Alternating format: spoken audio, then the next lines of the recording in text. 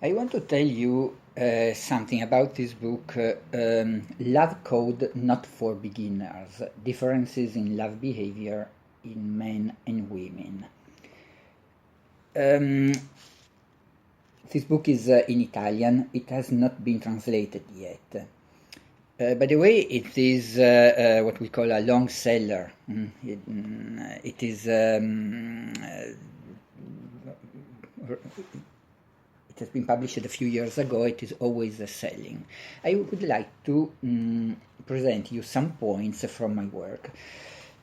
The first assumption you find in this book is the basic assumption: we can learn about love. This is a very important point, because usually, speaking of love, we think it is natural. It comes from nature, so that everybody at the right moment will find the way, the words, the behavior. Well, it is not so. In love behavior, we find many different factors from many different origins, cognitive factors, socio-cultural aspects, of course, biological factors. It is natural, of course. It is human beings are part of nature, a part of nature. But if we think our love behavior is completely natural, so we know what we need, we know how we have to behave, we are wrong. It means we don't know the origin of our knowledge.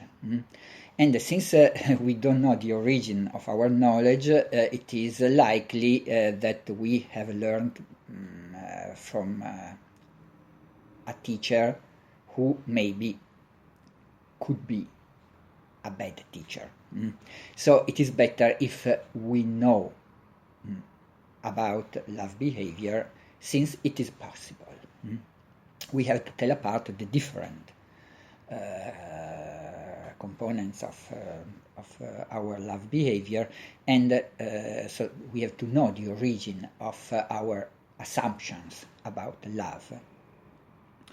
Then another basic idea of the book is that there is an essential difference between man and woman. Of course, it is clear, it is nature. It is not only nature, it is much more, and we have to understand it. But the assumption is we can understand the difference, but we cannot understand the other. Because now it is a complex point, but the idea we can fully understand the other is a project of control of the other, and so it is not possible. We can understand the difference, and it is really very important, but we cannot fully understand the other, because the other is the other. This is a very simple assumption. Another assumption, which is very important and not considered enough, is love is not a final condition. Usually we think of love as the final condition. We are looking for love, we find it, and if we have found it, it's okay. We have it is not so. Love is not a final condition. It is something you have to reach, you have to create, something which is always changing. It is a dynamic situation. So we have to be ready for that. We have to understand it.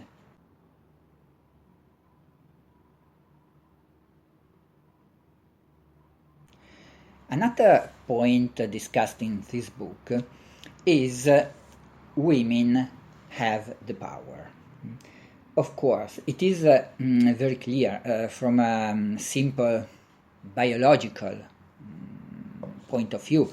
Women have the power because they have the possibility to create life. Nobody else can do it. So it is from a sheer biological perspective, it is clear. Women have the power because they, in the made choice, they choose. They can choose. They have to choose. So from the biological, evolutionary point of view, there is no, is a very, you have to accept it. They have a great power, but power means responsibility. So again, we have to know what we are, who we are, the reason we are what we are, and how the reason we behave in a certain way, and how we can, how we should behave for the best. Power means a responsibility. It is very easy, since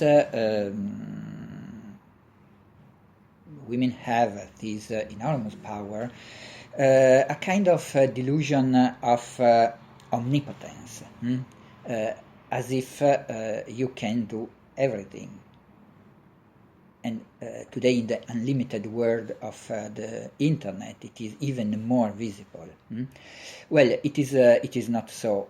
Above all, it is not possible to change the other. This is the power has a limit.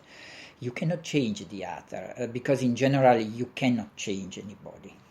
It is a general rule. But in love behavior, you have to remember that you cannot change the person you love. This is, we have to accept the other. This is always about the difference. Remember the last point, not the last point in the book, because the book deals with many issues, but last point for this short presentation. Sex is not just a quality we add to the individual, as if there is the individual is already complete and formed, and we add something more, sex. It is somehow, I feel that it is proposed, sometimes it is proposed in a very, in an attempt to give a politically correct and fair description of individuals. It is not so. Sex is the complete individual in a specific situation, in the specific situation in which the individual is exposed to the different, the situation in which the individual is exposed to the other.